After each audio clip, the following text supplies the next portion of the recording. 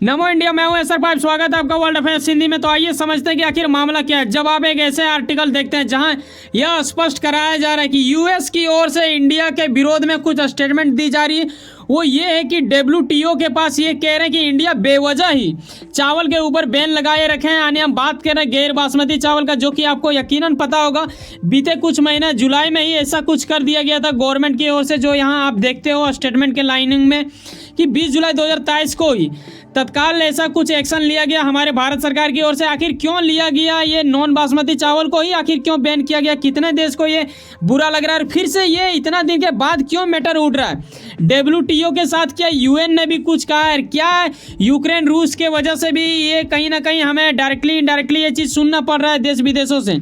तो आइए step by step समझते हैं। और उससे पहले मैं आपको बता देना चाहूँगा कि आखिर कितने देश यहाँ जो अपने इन चीज़ों को लेकर काफ़ी ज़्यादा एक तरह से बोलो कि एक्साइटेड हो चुके हैं, कहीं ना कहीं बौखलाहटपन सा इन्हें महसूस होने लगा है, इंडिया का पावर इन्हें नज़र आने लगा है। वो ये है कि आप देखते हो कि यूएस के अलावा कनाडा है, फिर जापान, ऑस्ट्रेलिया, ब्राज़ील, यूरोपीय संघ, फिर यहाँ पे न्यूजीलैंड, ऐसे थाईलैंड भी है, ब्रिटेन भी है, कई ऐसे देश रहे जो कि काफ़ी ज़्यादा एक तरह से आप बोलो ना कि इंडिया के ऊपर ये लोग निर्भर हो चुके थे। अब क्यों निर्भर हो चुके थे ये भी जानने वाली बात होगा, कहीं ना कहीं आपके हृदय में काफ़ी ज़्यादा एक प्रकार से सुकून के साथ एक गर्व फील करवाएगा।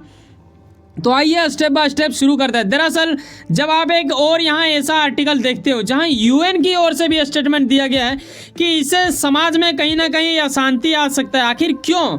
इंडिया अगर बैन लगा देता है कोई चीज़ के ऊपर तो इससे पूरा विश्व में क्या अशांति मच जाएगा क्या?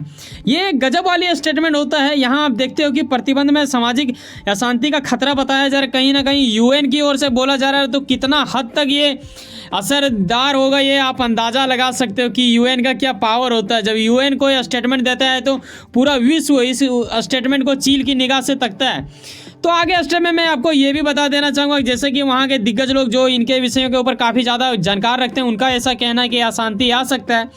लेकिन कहीं ना कहीं आप ये भी देखो कि इंडिया ने जब ऐसा कुछ कहा है और किया है तो कहीं ना कहीं इंडिया की कुछ मजबूरियाँ भी होंगी।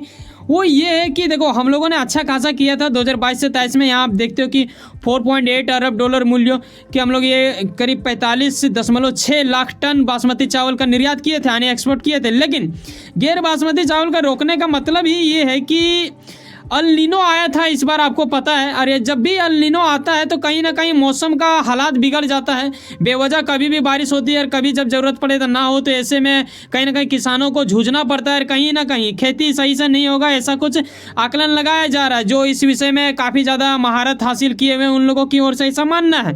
तो सरकार को पहला क्या इनका कर्तव्य बनता है कि अपनी जनता को वो मतलब अच्छा तरीका से रख सके। करीब 2 से 5 साल तक का अनाज हमें इकट्ठा करके रखना ही होता है, क्योंकि अगर हम बाहरी देश को देंगे तो नुकसानों का सामना करना पड़ेगा। हाँ, वो अलग बात है कि हमारे पूर्वजों की परंपरागत रूप से ये चलता आ रहा है कि हम लोग विश्व को हमेशा सपोर्ट देते हैं। खाने पीने के मामले में तो देते ही हैं भाई, चाहे वो दुश्मनी क्यों ना हो, लेकिन हम लोग देते हैं। लेकिन कहीं ना कहीं हम भी मजबूर हैं, इसीलिए ऐसा कुछ करना पड़ा। कीमत कहीं ना कहीं बढ़ जाता और हमारी जनता को काफ़ी ज़्यादा दुख का सामना करना पड़ता, जूझना पड़ता अपने जद्दोजहद प्रयास में, दिनचर्या में। तो ये काफ़ी गजब वाली स्थिति हो जाता है। यही वजह रहा कि इंडिया की ओर से ऐसा कुछ किया गया। लेकिन डब्ल्यूटीओ में काफ़ी ज़्यादा देश से जुड़ा हुआ है और ये कहीं ना कहीं नियंत्रण करते हैं पूरे विश्व को। करीब 164 देश आप समझ सकते हो कि इनके अंतर्गत आता होगा। ये 98% चीज़ों को मतलब ये तरह से कर लेते हैं। तो यहाँ देखो इंडिया की ओर से ये भी बता दिया गया है कि चावल के निर्यात पर लगाई गई रोक को यानी प्रतिबंध को आप प्रतिबंध ना माने। कहीं ना कहीं जब ज़रूरत हद से ज़्यादा होगा तो हम लोग ये चीज़ करेंगे, ठीक है। महत्वपूर्ण कदम उठाया गया है क्योंकि हमें अपने भी लोगों को देखना पड़ता है। ये कहीं ना कहीं समझाने की काफ़ी प्रयास किया जा रहा है इंडिया की ओर से, लेकिन एक तरह से आरक्षण टाइप का लगाया जा रहा है। कुछ ऐसे देश जो कि हमारे दोस्त हैं लेकिन कहीं ना कहीं वो भी मजबूर हैं। लेकिन मैं याद दिलाना चाहूँगा, ये वही अमेरिका है ना। आपको हिस्ट्री जब आप पढ़ोगे तो आपको पता चलेगा सूअरों को खिलाने वाला गेहूं भेजा था इंडिया में, जब हमारे यहाँ पे नहीं होता था, ठीक है। तो ये जो इंडिया आज जिस स्थिति में है, ये स्थिति यूं ही नहीं मिला है। हमारे पूर्वजों का काफ़ी जिद्दोजहद प्रयास रहा है। आज देखिए वही देश आज हमारे देश के बैन करने पे काफ़ी पूरा विश्व में अगर देखा जाए तो 15 साल में जितना रेट को मतलब हलचल मचाता है उतना कुछ हो चुका है। ये है इंडिया का पावर। और मैं बताना चाहूँगा कि विश्व लेवल में अगर आप देखें ना चावल के निर्यात के ऊपर में, तो इंडिया करीब 40% अकेला खुद कर देता है, 40 से 45%। तो ये गजब वाली स्थिति उत्पन्न होता है। ये सच वाली बात है कि जब भी जुलाई में बैन लगा तो अमेरिका, कनाडा, ऐसे कई ऐसे यूरोपियन कंट्री रहे जहाँ पे हलचल मच चुका था चावल के लिए। तो ये पावर होता है, इसीलिए कहते हैं ना किसानों का हमेशा कद्र करें, ना सिर्फ सैनिकों का। हम लोगों ने कहा कि जय जवान जय किसान, लेकिन आज अगर देखें ना तो आर्मी को हम लोग ठीक ठाक दे लेते हैं रिस्पेक्ट, लेकिन किसान को देना भूल जाता है। तो ये चीज़ ना भूलें। और इसके पीछे देखो आज जो हो रहा है, बाकी देश ऐसा चिल्ला रहे हैं, इसके पीछे वजह क्या है, आइए थोड़ा इसके बारे में नज़र डालते हैं। याद हो अगर आपको तो जुलाई में ही आपने देखा कि आईएमएफ की ओर से एक तरह से चेतावनी ही समझो कि इनके ओर से कहा गया, लेकिन इसके पीछे इनका कुछ ये भी था ना भाई कि जब भी कोई देश या फिर कोई संगठन ऐसा कुछ बोले, आईएमएफ आपको पता है कि इतना बड़ा ये संगठन है, ठीक है, अंतर्राष्ट्रीय मुद्रा कोष है, कई सारे कंट्रियों को ये लोन देता है। इनका कहना है कि जब आप ऐसा कुछ कर दोगे, प्रतिबंध लगाओगे, तो कहीं ना कहीं मुद्रास्फीति पर भी प्रभाव पड़ेगा। यकीनन पड़ सकता है, इसमें कोई शक वाली बात नहीं है, लेकिन इन्होंने ऐसा क्यों कहा और 10 से 15% वृद्धि की इन्होंने बात किया, जो कि सच होता दिखा। अभी मैंने आपको पीछे ही दिखाया, तो इनका बिल्कुल जो इन्होंने आकलन लगाया था उस वक्त वो सच होता दिख रहा है। लेकिन यहाँ पे आप देखिएगा कि काला सागर यूक्रेन का बात किया जा रहा है। ये क्या हो रहा है, मैं वीडियो के अंत स्टेप से एक स्टेप पहले मैं आपको बता दूंगा ताकि आप इस चीज़ को भी बारीकी से समझ पाओ। लेकिन ये भी आपको बताना चाहूँगा कि देखो आईएमएफ का कहने के पीछे ये भी है ना, ये कई सारे देश को देते हैं लोन, ठीक है। अभी हाल ही में 3 बिलियन वायदों से बड़ा इस्लामिक धर्म मानने वाला एक छोटा सा देश पाकिस्तान को मिला है। पाकिस्तान क्या कहेगा कि बेटा बात ये है ना कि चावलों और गेहूँ का दाम ज़्यादा बढ़ गया, इसीलिए मैं आप खाऊँ या आपको दूँ। तो कहीं ना कहीं आईएमएफ को झटका लगेगा और उस वक्त में आईएमएफ को भी चुप रहना पड़ेगा, क्योंकि मानवता के खिलाफ वो भी नहीं जा सकता है। तो ये एक वजह बन जाता है। इसीलिए आईएमएफ चाहता है कि अगर इंडिया को मना लें और इंडिया अगर ऐसा कुछ कर दे तो ये एक अच्छी बात होगा।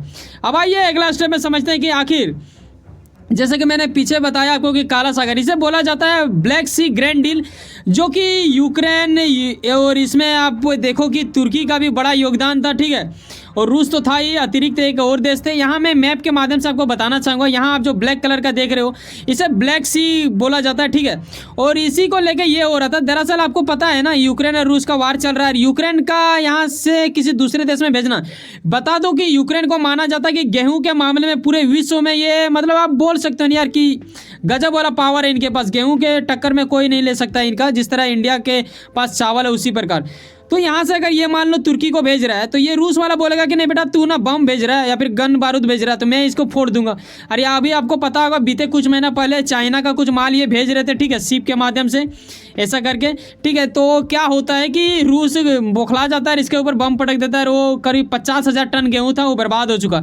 तो ये वजह है, और कहीं ना कहीं ये आपको समझना होगा कि इंडिया के साथ ही कहीं ना कहीं रूस का भी एक बड़ा झटका दे देना। रूस ने ब्लैक सी ग्रैंड डील तोड़ दिया, तो ये एक वजह हो जाता है। यूक्रेन को झटका लगा ही, क्योंकि यूक्रेन अपना गेहूं बेच नहीं सकता है। बाकी देशों को भी झटका लग रहा है, क्योंकि एक तरह से गेहूं भी बैन टाइप का ही हो गया। उन्होंने बैन नहीं लगाया, लेकिन कहीं ना कहीं रसिया की ओर से रोक दिया जा रहा है।